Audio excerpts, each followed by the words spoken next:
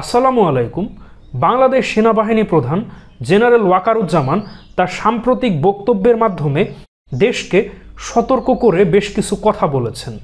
তার মধ্যে অন্যতম দুটি লাইন হলো, বর্তমানে দেশের এই ক্রান্তিকালে এবং দেশের সামনে আরও কঠিন সময় আসতে চলেছে। এই দুইটি লাইনের মাধ্যমে সেনাপ্রধান জেনারেল ওয়াকারুজ্জামান কি বোঝাতে চেয়েছেন, এই দুইটি লাইন আমার কাছে খুবই তাৎপর্যপূর্ণ মনে হয়েছে। চলুন আমরা বোঝার চেষ্টা করি সেনাপ্রধান আসলে কি বলতে চেয়েছেন। তো আমরা সকলেই জানি দেশের ভেতরে এবং বাহিরে বাংলাদেশকে নিয়ে গভীর ষড়যন্ত্র চলছে। অন্তর্বর্তীকালীন সরকার ক্ষমতা গ্রহণের পর থেকেই দেশের ভেতরে এবং বাহিরে বিভিন্ন ষড়যন্ত্রের মাধ্যমে কোনোভাবেই এই অন্তর্বর্তীকালীন সরকারকে স্থিতিশীল হতে দিচ্ছে না। তো সাম্প্রতিক সময়ে দেশকে অস্থিতিশীল করার জন্য যে ইস্কন ইস্যু, পোশাক শ্রমিকদের যে আন্দোলন এবং বেশ কয়েকটি কলেজে ছাত্রদের যে আন্দোলন এবং ঢাকাকে আরও অস্থিতিশীল করার জন্য সাধারণ মানুষকে লোন দেওয়ার নাম করে ঢাকায় জনসমাগম করা, তো এরকম বেশ কিছু দেশীয় এবং আন্তর্জাতিক ষড়যন্ত্র আর বিদেশি মিডিয়া এবং ভারতীয় মিডিয়া তো বাংলাদেশকে নিয়ে সবসময় অপপ্রচার চলছে যে বাংলাদেশে সংখ্যালঘু নির্যাতন হচ্ছে। তারা অতীতের বিভিন্ন ভিডিও এবং বর্তমান সময়ে ঘটে যাওয়া বেশ কিছু ঘটনাকে এমনভাবে টুইস্ট করে তারা প্রকাশ করছে যে আপনিও যদি সেই নিউজ পড়েন মনে হবে বাংলাদেশে আসলেই সংখ্যালঘু নির্যাতন হচ্ছে।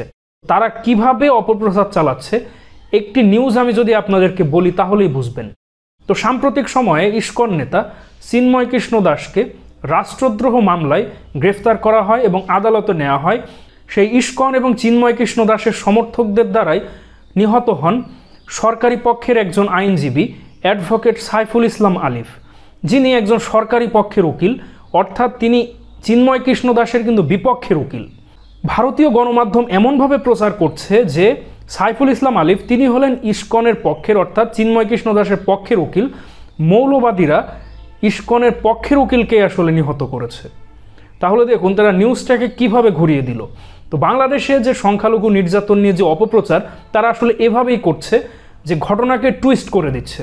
তো বর্তমান সময়ে দেশের এই ক্রান্তিলগ্ন বলতে সেনাপ্রধান এটাকেই আসলে বুঝিয়েছেন, দেশের ভেতরে এবং বাহিরে ষড়যন্ত্র চলছে এবং দেশকে অস্থিতিশীল করার চেষ্টা চলছে এবং ভবিষ্যতেও এর ক্রমধারা বজায় থাকতে পারে।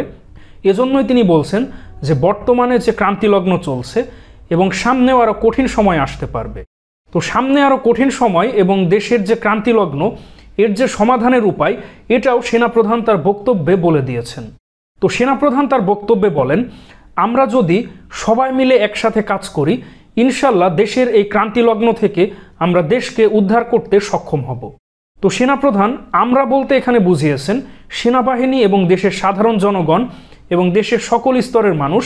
তো সকলে যদি ঐক্যবদ্ধভাবে একসাথে কাজ করে তাহলে আমাদের দেশের যে ক্রান্তিলগ্ন এবং সামনে আরও কঠিন সময় সেটা থেকে আমরা উদ্ধার পাব এবং দেশকে স্থিতিশীল করতে পারব। তো সেনাপ্রধান সাম্প্রতিক সময়ে তার বক্তব্যের মাধ্যমে এ সকল সতর্কবার্তা দিয়েছেন।